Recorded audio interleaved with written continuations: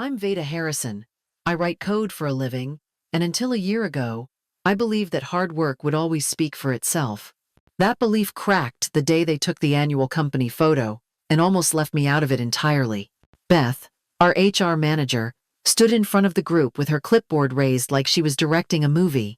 She called for junior staff to fill in the back rows, then motioned for senior team members to come forward. I moved toward the front, thinking maybe, just maybe, someone had noticed how much I'd contributed over the last 3 years. But her eyes passed right over me. I found myself squeezed between 2 interns who'd been hired just last month.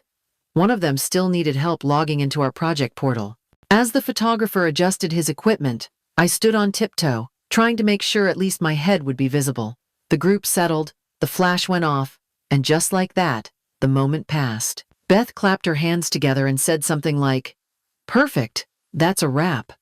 I tried to smile, but my stomach twisted.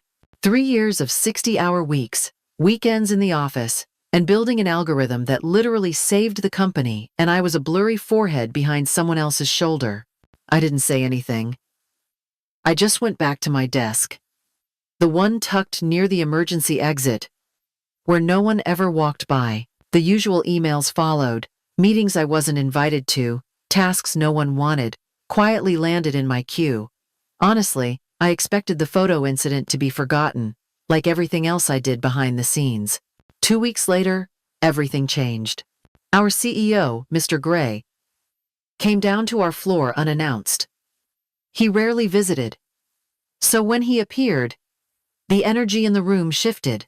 He walked slowly past the hallway, lined with framed team photos from each year, stopping in front of the new one. I didn't think anything of it at first, until I heard him speak. "Where's Veda?" Everyone froze. His voice was calm, but confused, and I saw his finger tap the glass. The silence was immediate. 30 pairs of eyes turned toward me, still at my desk in the corner, my hands frozen above the keyboard. Beth stepped forward with a tight smile. She said something about it being difficult to showcase everyone equally, especially in a growing company. But Mr. Gray didn't smile. He looked straight at her and asked why the person who saved the company wasn't visible in the photo. That was the moment. The moment I realized invisibility wasn't just about where you stood in a picture. It was about how easily others could erase you.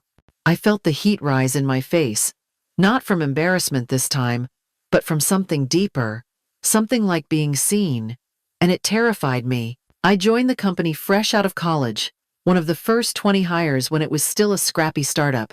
I wasn't the loudest in meetings or the first to volunteer for team-building retreats. I just did the work, quietly, consistently, and with everything I had. While others pitched big ideas with slides and buzzwords, I stayed late, building the actual systems to support them.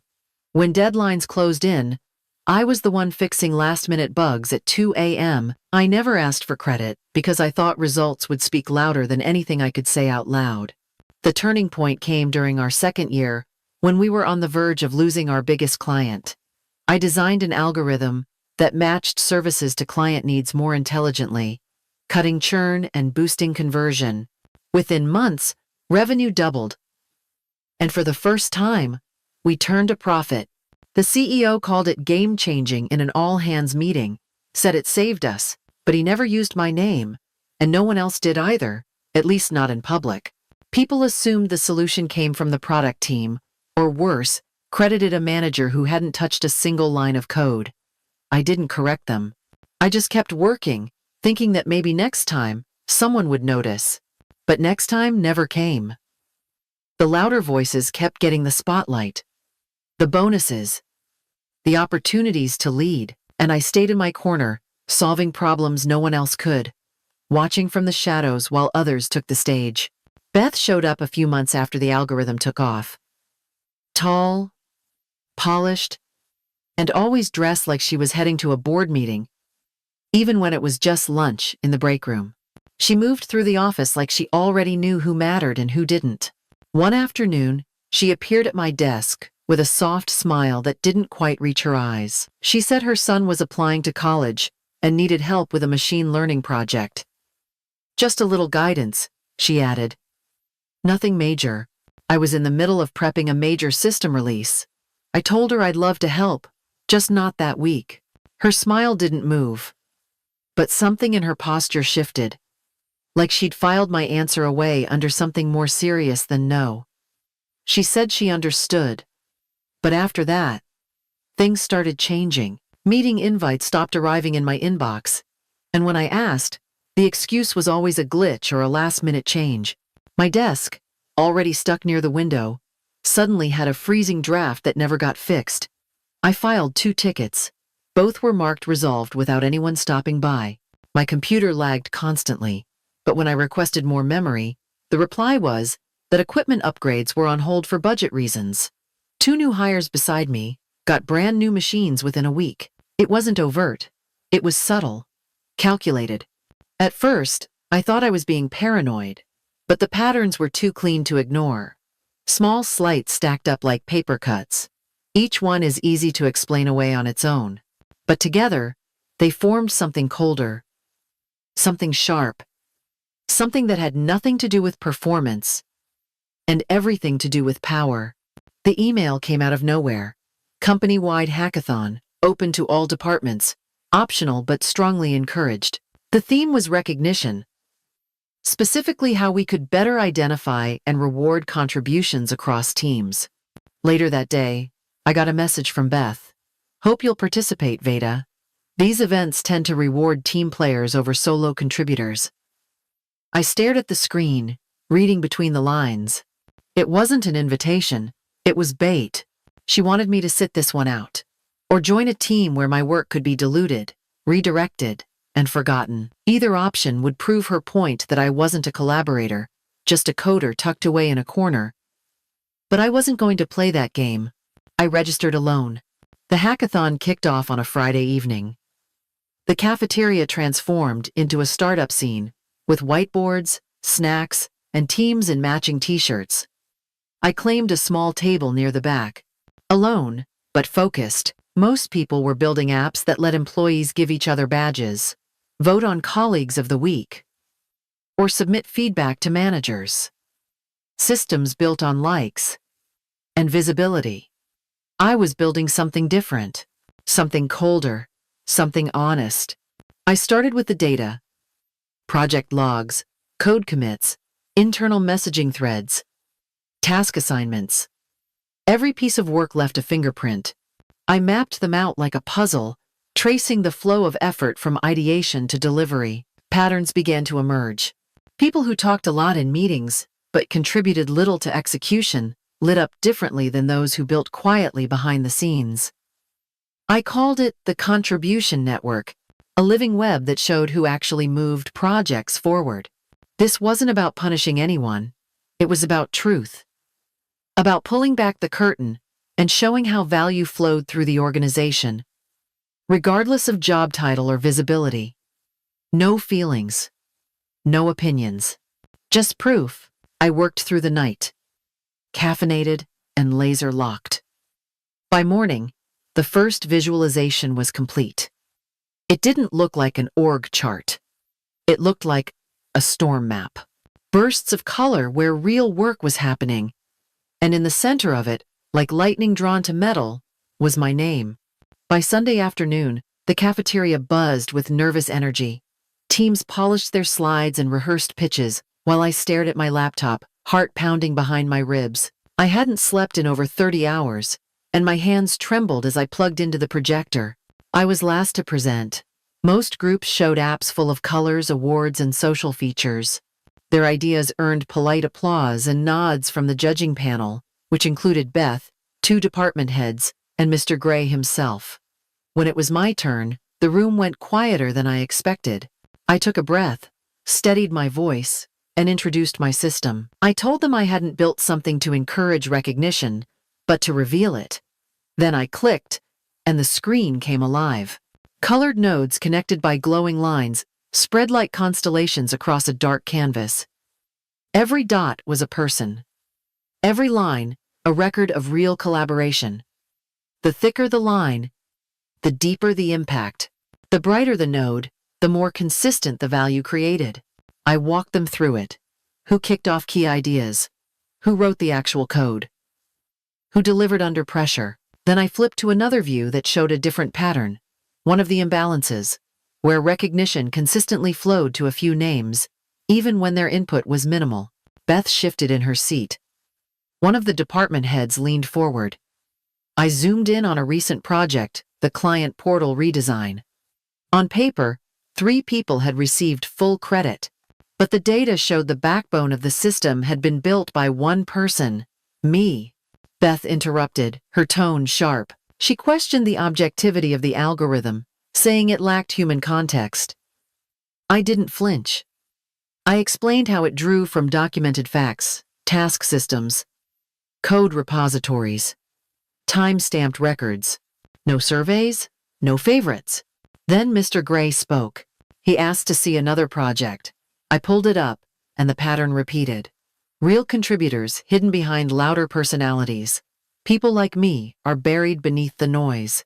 He sat back, eyes fixed on the screen. After a long silence, he said the words I'll never forget. We're implementing this. Company-wide. Next quarter. The room didn't erupt. It just stayed silent. But in that quiet, I felt something shift. I hadn't just won the hackathon. I'd broken the illusion. And that was far more dangerous. The announcement came the next morning. I was being promoted to lead the implementation team for the contribution network system. A new role was being created, and it would report directly to Mr. Gray. There was no formal meeting. Just a quiet handshake in his office, and a thank you for your courage. Then came the second half of the update. Beth was being reassigned to a satellite office in Ohio to oversee regional HR operations. Some congratulated me with cautious smiles. Others avoided eye contact altogether. I understood. It wasn't just a win. It was a shift in power. And shifts make people uncomfortable. That afternoon, Beth appeared at my desk. She looked polished as ever, but her smile was tighter now. Sharper. She said she hoped I knew what I was stepping into. That leadership wasn't just about being smart, but about playing the long game. Then, she leaned in closer, voice low enough that no one else could hear. She reminded me she still handled performance reviews, development plans, and internal mobility structures. Her tone was calm, but the message wasn't subtle. I nodded and said I wasn't looking for a fight. She tilted her head, smiled again, and replied that neither was she. But power doesn't always need to raise its voice. As she walked away, I didn't feel triumphant. I felt exposed, like I had just stepped into a room where every wall was made of glass, and she still had the blueprints. After the dust settled, I sat alone in the conference room where we'd once held the hackathon. The lights were off, and the chairs were still scattered from the last team meeting. I stared out the window and let the silence wrap around me. On paper, I had won. A promotion, recognition, and the chance to implement a system I believed in. But in practice, the air still felt heavy, and the glances in the hallway reminded me that power makes people uncomfortable. I had become visible finally, but visibility is its own kind of vulnerability. The higher you stand, the clearer the target. Some days, I missed the quiet corner by the emergency exit. At least back then, I only had to fight for acknowledgement, not defend against resentment. Now, every move I made was weighed, watched, and sometimes quietly undermined. Changing a system isn't just about building a better one. It's about shifting the habits, the silences, the loyalties that kept the old one in place.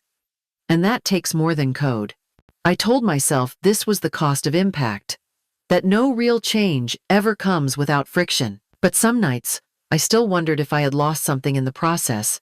Not my voice, not my confidence, but maybe the illusion that once you're seen, the fight is over. Because it isn't. Not even close. 1 year later, we gathered again for the company photo. This time, there were no assigned rows, no clipboard hierarchy, no silent sorting by title. People stood where they wanted, shoulder to shoulder, chatting and laughing like the walls between them had softened. The sun was out, and someone had brought donuts. The photographer called for everyone to settle in, and we began to arrange ourselves naturally, not by rank, but by comfort. I found myself standing somewhere near the back, out of habit more than anything else. I wasn't hiding. I just hadn't thought about where I belonged in the frame. Then, I heard Mr. Gray's voice cut through the noise. "Where's our CIO?" Heads turned. Someone pointed, and space began to open like water parting in a stream. I stepped forward slowly, unsure if I wanted to take up that kind of space. But no one blocked me. No one flinched. I stood at the center of the group, not because I demanded it, but because the people around me made room. Not out of obligation, but recognition. And in that quiet shift, something old finally healed. The flash clicked, capturing not just a team, but a moment where things had changed. I wasn't a blurry forehead in the corner anymore. I was visible, and more importantly, I was part of something better than what came before. Later, as people grabbed coffee and wandered back to their desks, I stood for a minute and just looked at the empty spot where we'd posed. A frame would go up in the hallway next to the old photos. But this one felt different. This one felt earned. A week after the new company photo went up, I got a message from someone I didn't know. It was short, just one sentence. "Your story gave me the courage to speak up at my company." I read it twice, then again. I didn't respond. I just took a screenshot and pinned it to the top of my home screen. Not for pride, for perspective. Because this was never just about me. It was about every person who has ever done the hard work in silence, hoping someone would notice. Every person who stayed late, solved the problem, carried the project, and still got left out of the picture. If that's ever been you, I hope this story made you feel a little more seen. And if you've ever had to fight for fairness, not just for yourself but for the people coming after you, I hope you know that matters too. So if this resonated with you, hit like. Subscribe if you want to hear more stories like this. And in the comments, tell me about a time you stood your ground. Or when someone finally saw what you were really worth. Because sometimes, the most powerful response to being made invisible isn't revenge. It's becoming impossible to ignore.